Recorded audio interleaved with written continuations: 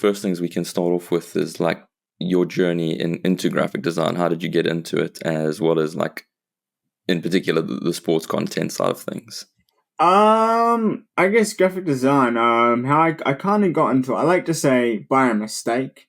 Um, I was sort of in high school in my second to last year, and just sort of didn't really have a lot going for me in terms of career choices. I was just sort of looking at IT as a job purely because it was something that I could do. I didn't necessarily enjoy it, but I could do it. And there was a sort of a slot to fill in my year 12 year. And this class called art design sort of came up. And I just took it purely because there was nothing else to take. It was either like a science or some other course that I would really hate. So I was like, screw it, let's throw myself into something completely different. At the time, I was sort of dabbling into some like photography based stuff. And I guess without really knowing, I probably did have a creative side that I didn't really investigate a lot. Like growing up, I was sort of making bits and pieces and always experimenting with sports stuff, which is interesting. I always used to like draw and make like sports uniforms for like my favorite rugby teams and football teams, just sort of stuff like that. And then when I got into design, I was like, oh, the dots are sort of connecting in that sense. And then my sport passion wasn't really until sort of like nearing the end of my year. I think it was year 13 year, which is the final year of high school. And just sort of stumbling across just like the sports creation space and sort of realizing that there is a space for it. Like these sports teams have these people that make this sort of stuff. And I was like, well, this is something that I could sort of have a go at. Not really thinking it would eventuate too much, just sort of, seeing what's out there sort of thing. So I just started making stuff. Didn't watch any tutorials. It was literally just my really basic level of Photoshop that I learned from high school, and just started making stuff. Like, to put it into perspective, like I didn't really know a lot about format sizes. Like the first poster I made was an A4 poster, and then I like cropped it down to like fit on like an Instagram post, because at that stage I was like, let's just make a design page and start posting my things. At the time I wasn't really posting sports related stuff, but those first sort of posts were my first journey into the sports stuff. And then I was like, there's a space here where I could actually grow and get better at this. And at the time I was just sort of looking to, it was a passion. I mean, it still is a passion now, but yeah. Yeah, I think you touched on something there that I've noticed from my journey into the graphic design world is that, I used to draw a lot when I was younger. Like, probably primary school and that. I would Yeah. do a lot of drawing, just sit for hours and draw. Mm. And then, like, as you get older, you kind of more responsibilities come in and all that kind of stuff, and it kind of falls away. But then over the last like 3 years or so, probably like near the end of the COVID lockdowns and that, I kind of got back into drawing and that, like just drawing on what the Procreate and that. And I think that kind of sparked that little creative fire. And then I started looking at designs in Canva and that, and then got Photoshop, and then just kept on building from that. I was never actually good at drawing, funny enough, but I would do it.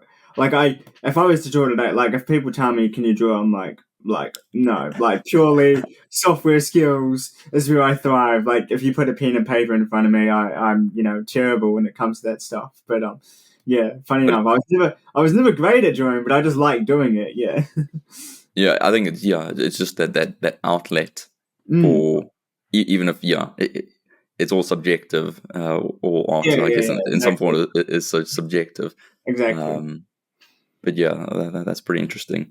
And then you touched on your photography there. I've seen a couple of posts of yours where you've been at games and got the camera out. Yeah. Is that?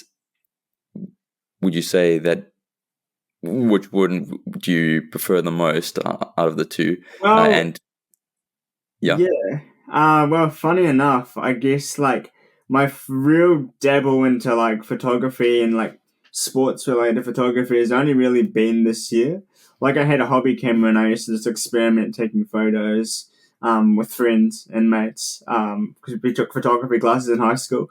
And I guess like the thing about photography is quite a like cost, not a cost barrier as such, but there's a lot of money in it. And it was always like, oh, I really enjoy doing it, but like I never sort of looked at how I could get into it. So like, yeah, I probably enjoy them both equally, and I'm still learning with photography. I guess my real sport photography endeavor was earlier this year. Through connections, I was able to link up with the Highlanders content guy, which is like my local rugby team that I support. And through that, he was like, come down. So I wasn't really expecting to get a lot from it. Like I was like, I just wanted to be a part of a game day environment, and he was going to teach me a few things about how game day works with getting posts out, doing designs, and sort of things that he has ready in place before kickoff, and just be a little bit of a backseat driver. But then I came in and he said, you know what, I'm gonna give you one of my cameras and you just take photos. And I was like, oh, cool. He's like, you don't have to be an expert, just start taking some photos. And I was like, then it kind of lit something in me, being like, I've had a camera and I've never like dabbled into this. Why haven't I done this? So I literally went home that night and I was like, right, I'm gonna like buy a lens for my camera. And I was shooting on, before I got my new camera a couple months ago, I was shooting on this like really old DSLR camera, which had super old, like it's not meant for what I was doing with it in the earlier months, but it kind of, he just said like, it doesn't really matter what gear you have with photography, like just do what you can and like save up, and then once you have the money, go buy something better. So through that, now I've got like better gear, and now I like to say I've got myself in a, I call photography a pyramid scheme, right? Because once you buy something, there's always new tools and there's always new toys. So, eventually I'll be getting new lenses and stuff, hopefully next year. But yeah, it's just a thing. And now it's like, right, I've started photography. I want to try to get into some video stuff. So it's like, so many. I'm a type of person, and I think it's kind of important, maybe more often than not these days in the sports space, is to like sort of have. You don't have to be a master at everything, but sort of having those tools in your toolbox if you are looking at jobs and stuff. Being like, yeah, I'm a designer, but look, I can shoot photos and I can edit video and I can, and employers will be like, sweet, I can hire this one guy to do, majority of everything they need. So just having enough tools in your toolbox, and that's kind of what I tell people, right? It's like, if you want to get into this, just start like with something, and eventually, things will come from it. No, I think as well, like you said, like the photography side of things, like that might help you. That bit of knowledge helps you with the composition of a sports graphic kind of thing, because definitely. You kind of know, oh, this is where the player is situated, in this image, and this is how I would bring it into a sports graphic. So those kind of two overlap. And like you say, those skill sets help you build up on one another. That's quite interesting. And so how did that like connection come about with the Highlanders content creator? So at the time, I had a part-time gig working with a company called Rugby Bricks, and they specialized in making kicking tees and other various training equipment. The company is owned by a former professional rugby player, and of course he's quite active within the coaching space. He's done stuff with NRL teams, other Super Rugby teams, and lots of different stuff. And he just said, like, we really, think that you deserve to sort of be put in the right places with these people. So he just said, like, I'll shoot an email, say we've got this guy who's interning with us, and he's real keen just to sort of be involved. Like, not really, don't want to expect too much, but I just want to, be involved. And through that, he's like, yeah. I think the initial contact, it took probably nearly over a year for me to even get involved with it. It wasn't instant because the initial contact was made sort of in the post-season, off-seasons. There wasn't a lot going on, but even through that connection, I've sort of built a network at that time. And he he shot me a DM being like, "Yep, sorry for that response. We'll get you in for a game."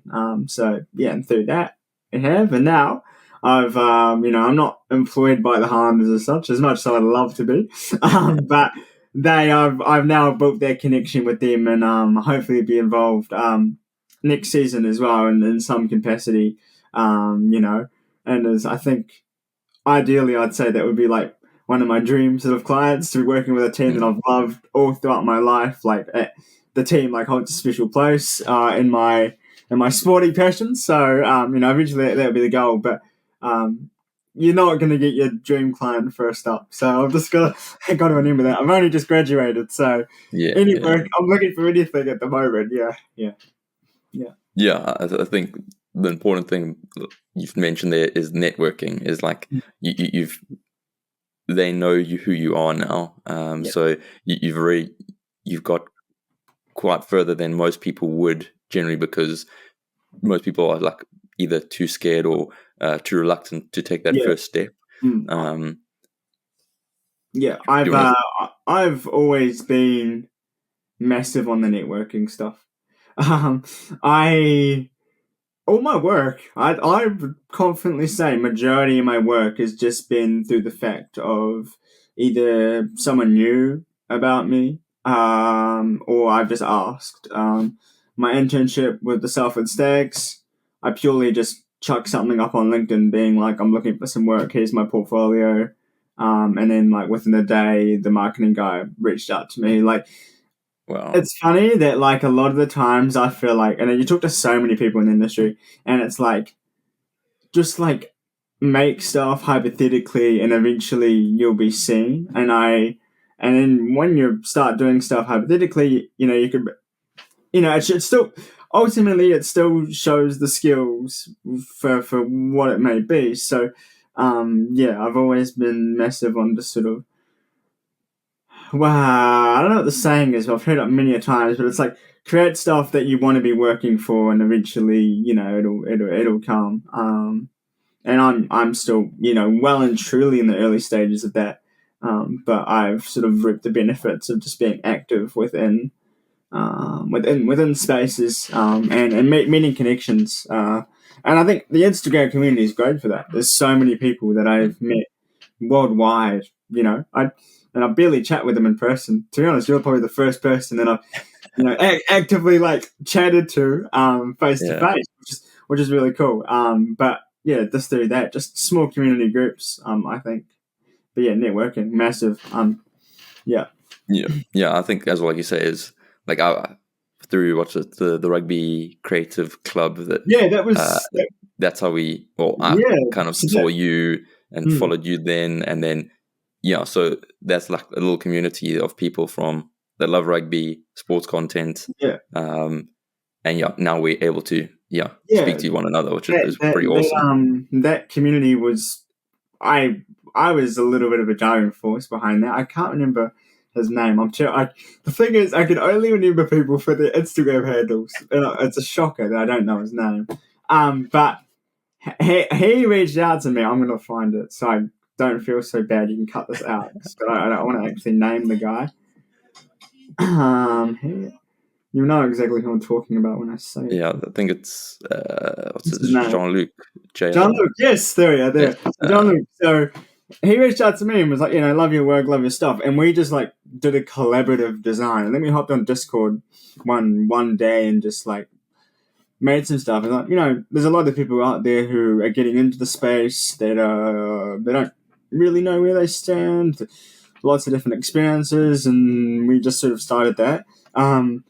Unfortunately, the challenges were like a great initiative to start off with, but him and I got super busy. Like I was in my midst of my final year of my degree, and as well as doing part-time work. So I had to sort of balance stuff out. But hopefully in the new year, he had some plans to sort of get it back up and going. So hopefully that starts. But I think just community platforms were really beneficial in that. And through that, there's so many different levels of creators now that have been involved with that, which is really cool. And going back to the Southland Stags there, that intern, what was it like working for a professional sports team? It was literally something that I have always wanted to do. It was interesting because I was actually working remote. So the team was based probably an hour 45, 2 hours from my city, down in Invercargill or Southland. So majority of the time I was working remote. So I was sitting at this desk, and just working away. I would travel down to Invercargill for a few times and experienced a week down there and a few other game days and bits and pieces. It was exactly what I needed to give me the confidence to basically have the portfolio skill, but also just like the personal confidence of being like, yeah, I can do this or whatever. And it was really buzzy, and it's still buzzy to this day. And I've said this so many times to so many people, but being that sports kid, growing up, I was always that kid that collected the things that I made. So I made team posters, I made billboards, bits and pieces like that. And it was a kind of a real pinch yourself moment of being like, I made that sort of stuff. So that was really cool. And I think the great thing about the Stags and the competition that I worked in, which is like the NPC, so you've got Super Rugby and then you've got the NPC. So it's like professional, semi-professional. Like there's some players that are full-time and then some that are semi-pro. So like during the rugby season, during the NPC off season, they might be tradies, but then they'll get a semi-professional playing contract during the rugby season. So that sort of environment was really cool because it was quite a real community-based sort of thing. And I guess like the Stags, they're always known to be like the real battler team. So like they don't have a lot of massive resources, but they do well for what they've got. And I sort of fit into that a little bit because it was sort of like, they had this intern who was sort of, really good work, but they didn't have to like pay a lot, but they got a lot out of it. And it actually made, I think, it made the organization realize the benefits of having a graphic designer. And there was also another person working alongside me during that season who was working on social media along with the main marketing guy. And the board actually realized that, wow, there's like benefits to having people that know what they're doing. So through that, they've actually hired someone locally to sort of not necessarily do design, but sort of have a bit of a focus on more content. And they've taken some of my assets and they're going to reuse them for season upon season. So I guess I like to say that I sort of made them realize the importance of it in some way. And I think that, yeah, the Stags will always play a vital part in my design career, no matter where I end up. Yeah, that'll be amazing. Even if like you're not making the graphics going forward, but you can see the assets and the design that you originally created still out there. Yeah, exactly. So like the likes of the billboards and stuff, like the physical ones will stay outside the stadium for a few seasons. So stuff like that. And again, I built their connection with them, so I know them now and I know the team, and I built a real good connection. So that connection's going to be there forever. So no matter what happens, it's there. And when you were doing those graphics and that, was there any particular brief that you were given? Was it kind of pretty loose? I'd say loose, but not necessarily. Like there was still restrictions around, they wanted certain colors used and bits and pieces like that. But I got pretty good creative freedom, and I basically built an entire suite for that season. Inspired by what other teams are doing and stuff like that. And I got basically full creative reign. Like, of course, my supervisors and stuff got the final say, but I was able to present anything, and they were like, I don't think there was a time when they're like, no, this isn't that great. Like, they basically were like, yeah, this is great. This is way better than what I could ever do. The marketing guy, the marketing guy didn't have any like Photoshop experience, anything. Like all of their social media posts were made on Canva to put things into perspective. So like for me to sort of have all these software skills and knowledge, I kind of taught him a little bit as well, in a way. So, he's not going to start using Photoshop, but I kind of taught him ways that Canva can be useful and sort of transition some of my stuff over to Canva, so that they can be used for his purposes as well. Yeah. Yeah, I think it's quite well from what I've seen, and as well from Canva recently, is that it is getting a bit more stronger in the creative sense with the tools, and it does have its place. Yeah. But Photoshop still is the Yeah. is the kingpin kind of at the top of the pyramid there. Definitely. Yeah. I'm not ashamed to say that I've used Canva.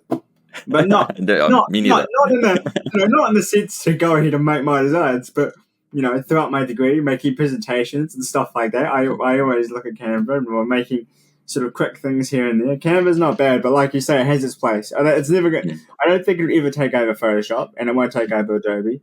I don't think anything will ever take over Adobe because they've got so much of the monopoly of the design space. But definitely they own the space. That's why they charge us $30-$40 a month to use it. Yeah, it's pretty pricey.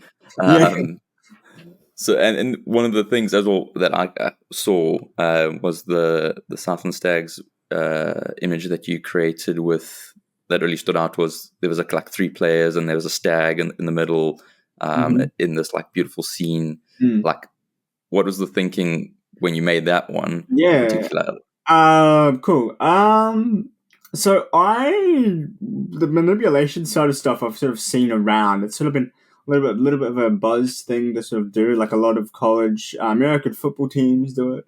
Over in even like local teams as well. Like a little bit of the other rail teams and stuff did it. And I was like, I'll give it a go. I have utilized a lot of tools. On the topic of AI, and I know it's a buzz thing at the moment, I utilized Firefly to create certain assets. And that they got really good feedback because it wasn't something that a lot of the NPC teams were doing. So it was sort of, I'm not claiming the idea whatsoever, but it was sort of something different for the teams around the competition. But yeah, so I guess for me, it's just sort of finding the right images, color corrections, and lots of painting and shadows and bits and pieces like that. And I guess I like to pick certain themes for the week when I did it. So I think the one that you're specifically talking about was against the Wellington Lions, I think. They, face to face, the 2 mascots facing off, and those were sort of generated with AI, and bringing those in and color correcting them and tweaking them a little bit here and there, but at their face, they were AI images. And I think the most important thing with AI, and I always say this a lot, is like, if you're scared of it in this current day and age, I feel like you're going to be left behind, right? So I feel like it's it's never gonna. I believe it's never gonna take anyone's job as a designer, right?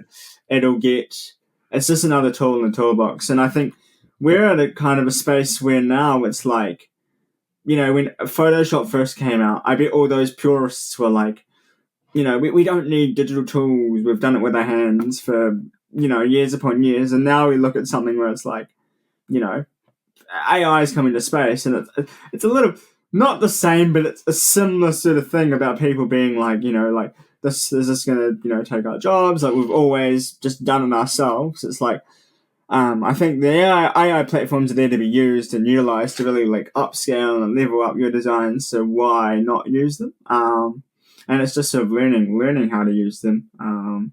Why spend 30 hours in Blender if you're gonna can render something up and play with it. Yeah, I don't know. That's my opinion. People can disagree, but that's my opinion.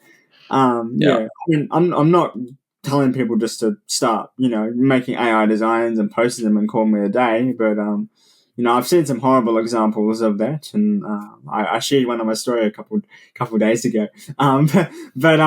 Yeah, it's just being smart with how you can utilize the tools, definitely. Yeah, I think that is, I agree fully with you there, is that it's the tool for the designer to make use of. It's not going to replace the graphic designer, because at the end of the day, the graphic designer is still the person that's using the tool, telling the AI what it wants and how to and what it's going to use it for, etc. A lay person can't just come in and they can type something into Firefly, but it's never going to be amazing. And a lot of the times I'm using AI. So I'm bringing something I've already created and bringing it into a program like Firefly, and I've done a little bit here and there for things like 3D text or spicing up my text. Like I say, I haven't learned Blender, and there probably is a day where I probably might want to dabble into some Blender, but at this stage, I'm not going to do it for like one project here and there, and eventually I do want to learn Blender, but for now I think it's okay to use it for bits and pieces. And yet for inspiration that you touched on some of like the NFL teams and that, where do you look to when you want to see like where the trends are, what other people out there are doing, kind of thing? I think I follow enough sports teams now, and I follow enough of the designers and creatives. It's funny because if I see a sports team and I like what they're doing, I'll go on LinkedIn and be like, and then like find the team, go to the people that work for the team, and then find some of the people that work in the creative space and follow them or connect with them or whatever that may be. So that's, I guess, in a way. I mean, platforms like Pinterest and stuff are great. But I think the issue with Pinterest is like you see a lot of the same sort of stuff, and I guess it's like, I don't know. Like I still use Pinterest, but I feel like there's a lot of repetition in Pinterest. Like some of the stuff I looked at in 2022 would still come up for me in 2024.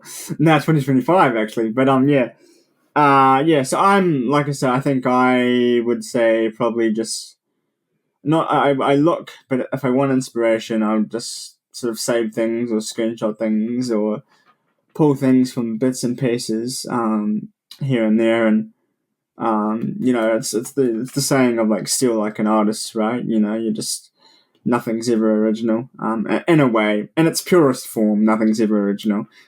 So just pulling bits and pieces from here and there, because there's times where I'll sit there and I'll have just nothing, and I think that's like the hardest time. I think everyone goes through that. And it's even worse when you have, you've got to make something, but you just don't have anything. And it's like, Yeah, I've got into the habit of screenshotting a lot of things, either whether it be Behance or Instagram and that, and then dropping it in a file. Really and handy. Whenever I've got different folders for different sports and that, nice just to have to tap into, scroll through, and you get like inspiration as to layouts or what assets were used or kind of composition and that. It's always useful to have those when you are searching for a design. Yeah, I mean, you sound more organized than me with the folders and stuff, so I'm impressed by that. And so just in wrapping up for those that are listening and that, where would be the best place to connect with you and kind of follow along? I'd say Instagram would be the most casual place. Dylan's Creative on Instagram. DMs are always open. I say that to everyone. I always apply to everyone. If you really want to be professional, LinkedIn, connect with me over there. I want to get into more like Reels and TikTok stuff this year. Maybe. I don't know. We'll see. So on TikTok, Dylan's Creative as well. Basically, all my handles are Dylan's Creative. So I'm on every platform, I think. I don't use every platform, but I'm on every platform. I have Facebook and X as well. Yeah, X. I guess you call it X, Twitter. I'm on every platform. Dylan's Creative. I got the same profile picture for everything, I think. So you'll find me. And like I'll put the links as well in the description when it comes out. So link the socials and all that. But cool. I'm around. I'm chronically online. Well, thanks for your time today. I appreciate it. No, thank you very much, Darren.